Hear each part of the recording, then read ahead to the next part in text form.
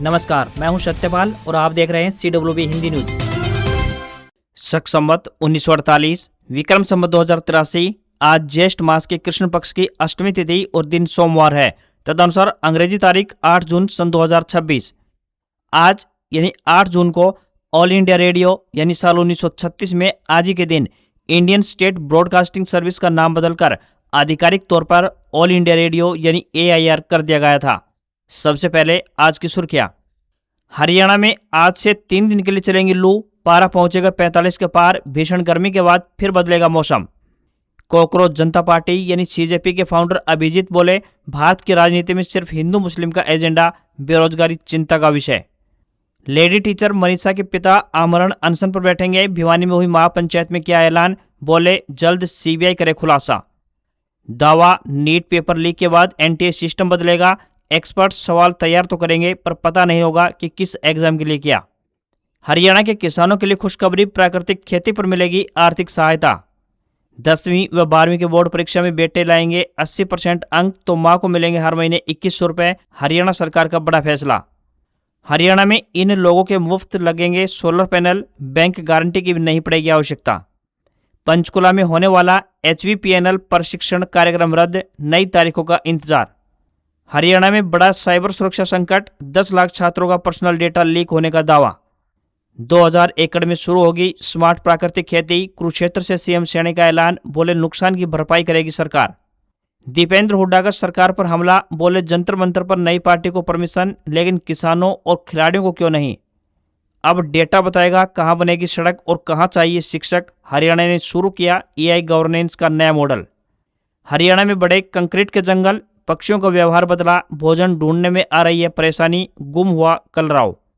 Xiaomi 17T launch, कीमत 54,999 से शुरू। 120x जूम के साथ 50 मेगापिक्सल लाइका कैमरा और 6500 mAh की बड़ी बैटरी। मानसून महाराष्ट्र समेत 12 राज्यों में पहुंचा। केरलम तमिलनाडु में भारी बारिश की चेतावनी, तो चेन्नई में पारा 40 डिग्री सेल्सियस। MP राजस्थान में 50 किलोमीटर प्रति घंटे की रफ्तार से चली आंधी। और अफगानिस्तान के खिलाफ भारत 451 रन से आगे। पहली पारी 8 विकेट के नुकसान पर 564 रन पर घोषित की। दूसरे दिन अफगानिस्तान का स्कोर 5 विकेट के नुकसान पर 113 रन। और अब खबरें विस्तार से।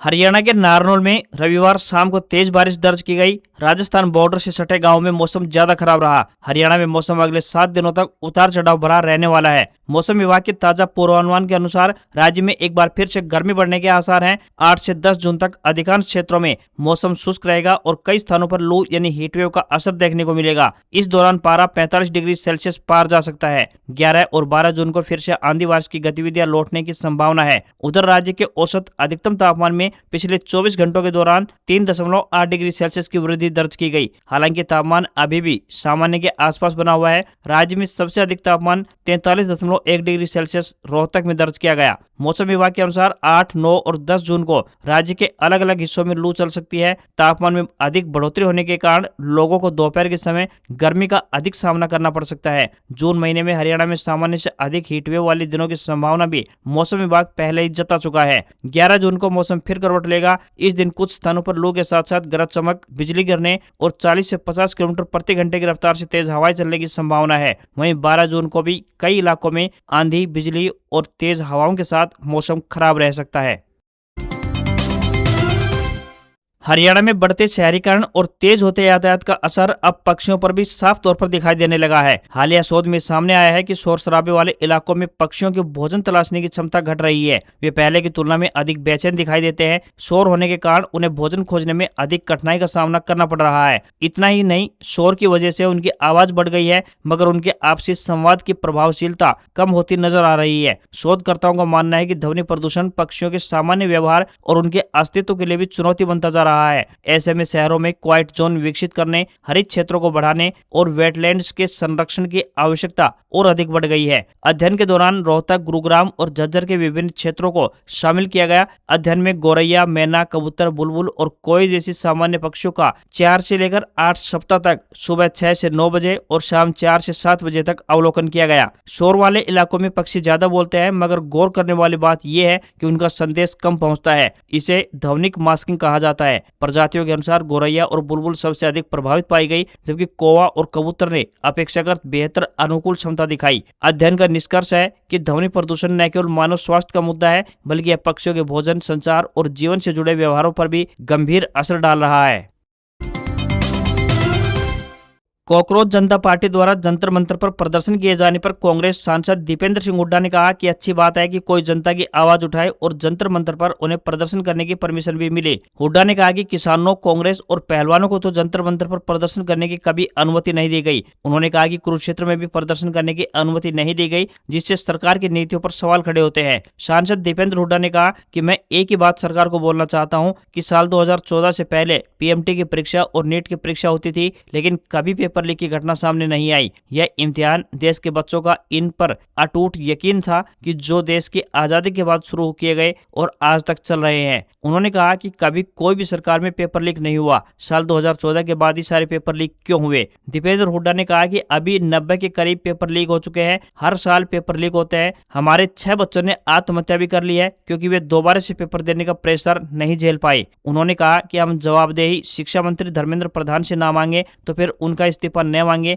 तो किसका इस्तीफा मांगे। हुड्डा ने कहा कि सरकार के उस फैसले पर भी निशाना साधा जिसमें सीबीएसई के चेयरमैन को हटाकर कृषि विभाग में सचिव बनाया गया। उन्होंने कहा कि अब तक युवाओं को जिस स्थिति का सामना करना पड़ा वही स्थिति किसानों को झेलनी पड़ेगी। उन्होंने आरोप लगाया कि मोदी सरकार में कृषि विभाग सजा की पोस्टिंग बन गया है, जहां अधिकारियों को दंड के रूप में भेजा जाता है। हरियाणा सरकार प्रदेश में 1 किलोवाट तक के घरेलू बिजली उपभोक्ताओं को उनकी छतों पर सोलर सिस्टम लगाने की सुविधा दी जाएगी। लाभार्थियों को बैंक ऋण लेने या फिर किसी प्रकार की बैंक गारंटी के लिए चक्कर नहीं लगाने पड़ेंगे। विभाग के कर्मचारी खुद घर घर जाकर पूरी प्रक्रिया करेंगे और सोलर सिस्टम स्थापित करवाने में मदद भी करेंगे। प्रदेश में 1 किलोवाट तक के लोड वाले 7 लाख से अधिक घरेलू उपभोक्ता है जिन्हें इस योजना का लाभ मिल सकता है। 5 किलोवाट तक के ऐसे उपभोक्ता जो नियमित रूप से बिजली बिल का भुगतान करते हैं, उन्हें भी सोलर सिस्टम लगाने की सुविधा दी जाएगी। केंद्र और राज्य सरकार की ओर से मिलने वाली सब्सिडी के बाद बची हुई राशि उपभोक्ताओं से आसान किस्तों में ली जाएगी। इसके लिए किसी बैंक से ऋण लेने की आवश्यकता भी नहीं होगी। इससे आम लोगों के लिए सोलर ऊर्जा अपनाना पहले के मुकाबले काफी आसान हो जाएगा।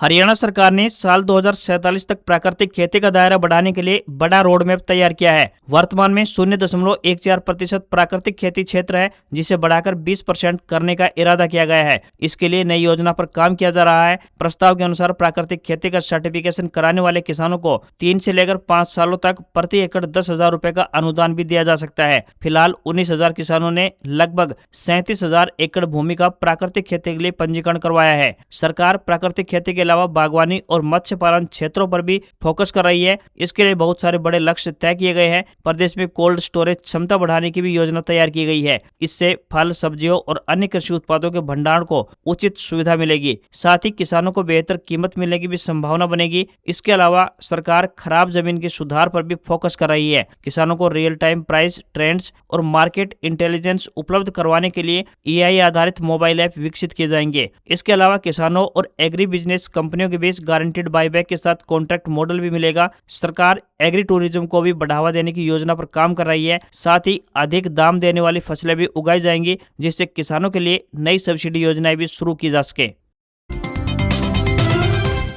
हरियाणा सरकार ने प्रशासनिक निर्णयों को अधिक सटीक, पारदर्शी और परिणाम उन्मुख बनाने की दिशा में बड़ा कदम उठाते हुए गुरुग्राम में AI सैंडबॉक्स की शुरुआत की है। यह पहल सरकारी कामकाज में सर्टिफिकेशन इंटेलिजेंस यानी AI के उपयोग को बढ़ावा देने के साथ साथ विभागों की वास्तविक समस्याओं का तकनीकी समाधान खोजने का भी मंच बनेगी। सरकार का लक्ष्य है कि भविष्य में फैसले केवल पारंपरिक प्रक्रियाओं पर नहीं, बल्कि वास्तविक आंकड़ों और विश्लेषण आधारित मॉडल पर किए जाएं। AI सैंडबॉक्स को एक ऐसे नियंत्रित प्लेटफॉर्म के रूप में विकसित किया गया है जहां विभिन्न सरकारी विभाग अपनी चुनौतियां साझा करेंगे। इन समस्याओं के समाधान के लिए स्टार्टअप, शोध संस्थान, तकनीकी विशेषज्ञ और नवाचार क्षेत्र से जुड़े संगठन AI आधारित मॉडल तैयार करेंगे। इन समाधानों को पहले सीमित स्तर पर रखा जाएगा और सफल साबित होने पर व्यापक स्तर पर लागू कर दिया जाएगा। यही वजह है कि इसे टेस्ट बिफोर इन्वेस्ट मॉडल के रूप में भी देखा जा रहा है, जहां बड़े निवेश से पहले तकनीक की प्रभावशीलता की जांच होगी। राज्य सरकार ने इस महत्वाकांक्षी पहल की शुरुआत 5 महत्वपूर्ण प्रशासनिक क्षेत्रों से की है। इनमें सड़कों की निगरानी,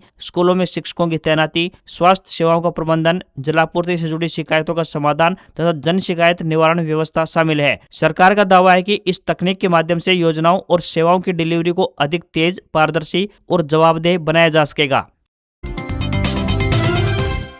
हरियाणा विद्यालय शिक्षा बोर्ड व सीबीएसई से मान्यता प्राप्त सरकारी स्कूलों में पढ़ने वाले बच्चे 10वीं व 12वीं की परीक्षा में 80% या फिर इससे अधिक अंक प्राप्त किए हैं तो मां को दीनदयाल लाडो लक्ष्मी योजना का लाभ मिलेगा। इस योजना के तहत महिलाओं को हर महीने 2100 रुपए की आर्थिक सहायता राशि दी जाएगी। इसके लिए शिक्षा निदेशालय ने प्रदेश के 148 पीएमश्री व मॉडल संस्कृति स्कूलों की लिस्ट जारी की है। मुख्यालय ने आदेश दिए हैं कि सूची में शामिल स्कूलों में पढ़ने वाले उन अभ्यर्थियों की लिस्ट तैयार की जाए जिन्होंने इस साल 10वीं व 12वीं कक्षा में 80% व इससे अधिक अंक प्राप्त किए हैं। उपरोक्त फॉर्म को कक्षा टीचर व स्कूल मुखिया की तरफ से सत्यापित कर जिला शिक्षा अधिकारी कार्यालय को भेजना अनिवार्य होगा, जिसके बाद रिपोर्ट मुख्यालय भेजी जाएगी।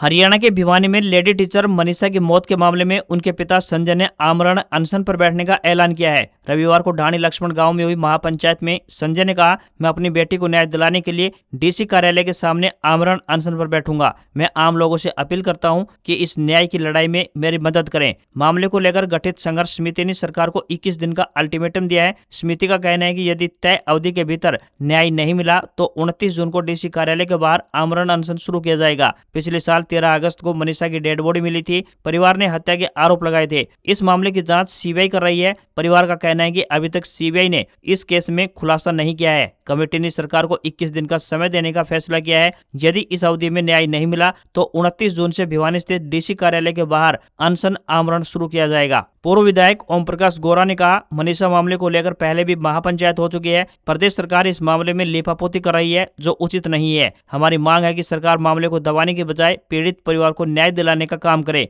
मामले की जांच सीबीआई को सौंपी जा चुकी है, इसलिए जांच किसी ठोस निष्कर्ष तक अवश्य पहुंचनी चाहिए। हरियाणा विद्युत प्रसारण निगम लिमिटेड यानी HVPNL द्वारा 8 और 9 जून 2026 को कर्मचारियों की तकनीकी प्रशिक्षण कार्यालय आयोजित होने वाली थी, जिसे लेकर तैयारियां लगभग पूरी हो चुकी थी। इसी बीच एक निराशाजनक खबर सामने आ रही है, जिससे सभी में खासी नाराजगी भी देखने को मिली। फिलहाल इस कार्यक्रम को स्थगित कर दिया गया है। इसके संबंध में निगम ने मानव संसाधन विभाग की ओर से सभी मुख्य अभियंताओं, अधीक्षण अभियंताओं और कार्यकारी अभियंताओं को आधिकारिक आदेश जारी कर दिए गए हैं। मिली जानकारी के अनुसार Haryana power training institute Madanpur sector 26 Panchkula में शिफ्ट अटेंडेंट कर्मचारियों के लिए 2 दिवसीय क्लासरूम प्रशिक्षण कार्यक्रम आयोजित होना था। इस प्रशिक्षण में AIS सबस्टेशन, प्रोटेक्शन सिस्टम, विद्युत सुरक्षा और तकनीकी कार्यप्रणाली से जुड़े महत्वपूर्ण विषयों को शामिल किया गया था। किसी कारणवश प्रशिक्षण शुरू होने से पहले ही इसे स्थगित करने का निर्णय लिया गया। जारी आदेश अनुसार प्रशिक्षण कार्यक्रम की नई तिथियां बाद में निर्धारित की जाएंगी, जिसकी सूचना भी अलग से जारी की जाएगी। फिलहाल 8 और 9 जून को प्रस्तावित सभी प्रशिक्षण सत्र रद्द होंगे। हरियाणा के उच्च शिक्षा विभाग की वेबसाइट से लाखों छात्रों का निजी डेटा लीक होने का दावा सामने आया है। इंटरनेट मीडिया प्लेटफॉर्म एक्स पर साइबर सुरक्षा शोधकर्ता द्वारा किए गए एक पोस्ट में आरोप लगाया गया है कि वेबसाइट की तकनीकी खामी के कारण 10 लाख से अधिक छात्रों का व्यक्तिगत डेटा सार्वजनिक रूप से उपलब्ध हो गया। पोस्ट के अनुसार लीक हुए डेटा में छात्रों की 10वीं और 12वीं की मार्कशीट, फोटो तथा अन्य व्यक्तिगत जानकारियां भी शामिल हो सकती हैं। शोधकर्ता का दावा है कि उसने इस खामी की जानकारी कई सप्ताह पहले संबंधित अधिकारियों को ईमेल के माध्यम से दी थी, लेकिन उसे कोई जवाब नहीं मिला। इसके बाद मामला सार्वजनिक किया गया। हालांकि इस दावे की स्वतंत्र रूप से आधिकारिक पुष्टि अभी तक नहीं हुई है। ये मामला ऐसे समय में सामने आया है जब देश में शैक्षणिक संस्थानों और परीक्षा प्रणालियों की साइबर सुरक्षा को लेकर लगातार सवाल उठ रहे हैं। साइबर विशेषज्ञों का कहना है कि यदि यह दावा सही पाया जाता है तो यह छात्रों की निजता और डेटा सुरक्षा के लिए गंभीर खतरा बन सकता है। इससे पहचान चोरी, फर्जीवाड़े और साइबर अपराध की आशंका बढ़ सकती है। फिलहाल हरियाणा सरकार या उच्च शिक्षा विभाग की ओर से इस कथित डेटा लीक को लेकर कोई आधिकारिक बयान सामने नहीं आया है। ऐसे में मामले की जांच और आधिकारिक पुष्टि का इंतजार किया जा रहा है। कॉकरोच जनता पार्टी यानी CJP के फाउंडर अभिजीत दीपके ने कहा, पिछले 10 से 12 साल में देश की राजनीति हिंदू मुस्लिम मुद्दों पर केंद्रित रही है। इससे रोजगार नहीं मिलेगा। सरकार की प्राथमिकताओं में बदलाव होना चाहिए। CJP फाउंडर रविवार सुबह महाराष्ट्र के छत्रपति संभाजी नगर के वालुज इलाके में अपने घर पहुंचे। इसके बाद उन्होंने शाम को एक प्रेस कॉन्फ्रेंस की। दीपके ने कहा, धर्मेंद्र प्रधान के इस्तीफे के बाद शिक्षा व्यवस्था में बदलाव के लिए एजेंडा तैयार किया जाएगा। बेरोजगारी भी देश का बड़ा मुद्दा है। आंदोलन यही नहीं रुकेगा। इससे पहले अभिजीत ने सोशल मीडिया प्लेटफॉर्म एक्स पर पोस्ट कर लिखा कि दिल्ली के जंतर मंतर पर प्रदर्शन काफी सफल रहा, 7,000 लोगों ने हिस्सा लिया। सरकार ने ट्रेलर देखा है, एकजुट होने पर कॉकरोच क्या कर सकते हैं। बात अभी खत्म नहीं हुई है, अब यह आंदोलन पूरे देश में किया जाएगा। यह जेएनजेड का आंदोलन है। हमने अभी तक किसी राजनीतिक दल के नेताओं से बात नहीं की है। कोई समर्थन देना चाहता है तो बाहर से दे सकता है, लेकिन हम किसी पार्टी से नहीं जुड़ेंगे। जब तक हम आवाज नहीं उठाएंगे तब तक परिवर्तन नहीं हो सकता। धर्मेंद्र प्रधान ने पूरी पीढ़ी के साथ अन्याय किया है। वे अगर इस्तीफा नहीं देते हैं तो 13 जून को फिर प्रदर्शन होगा। शनिवार को प्रदर्शन में शामिल ज्यादातर लोगों ने पहले कभी किसी विरोध प्रदर्शन में हिस्सा नहीं लिया था, लेकिन हमारी मौजूदगी से उन्हें शिक्षा प्रणाली पर अपना गुस्सा और हताशा व्यक्त करने का साहस मिला। नीट यूजी 2026 पेपर लीक और सीबीएसई की मार्किंग गड़बड़ियों के बाद सरकार परीक्षा व्यवस्था में बड़े बदलाव की तैयारी कर रही है। इंडियन एक्सप्रेस के मुताबिक एनटीए ऐसा नया सिस्टम बनाने पर काम कर रही है जिसमें सवाल तैयार करने वाले एक्सपर्ट को भी पता नहीं होगा कि वह किस एग्जाम के क्वेश्चन पेपर बना रहे हैं। नई योजना के तहत अलग अलग विषयों के एक्सपर्ट केवल सवाल तैयार करेंगे। इन सवालों को एक बड़े डिजिटल बैंक में रखा जाएगा। अधिकारियों के मुताबिक इसमें तकरीबन 10,000 सवाल हो सकते हैं। बाद में टेक्निक की मदद से इन सवालों से फाइनल एग्जाम पेपर तैयार होगा। एनटीए से जुड़े अधिकारी ने कहा कि हम चाहते हैं कि पूरे प्रश्न पत्र की जानकारी बहुत कम लोगों तक पहुंचे। सिस्टम को लोगों पर नहीं बल्कि प्रोसेस पर भरोसा करना चाहिए। वहीं एनटीए इस समय 21 जून को होने वाले नीट यूजी रीटेस्ट की तैयारी भी कर रही है। अधिकारियों के मुताबिक कुछ बदलाव अभी से लागू किए जा सकते हैं। इसके तहत नए सब्जेक्ट एक्सपर्ट को जोड़ा गया है। साथ ही पेपर छपने के बाद उसके ट्रांसपोर्ट और स्टोरेज सिस्टम को और अधिक सुरक्षित बनाने पर भी काम चल रहा है।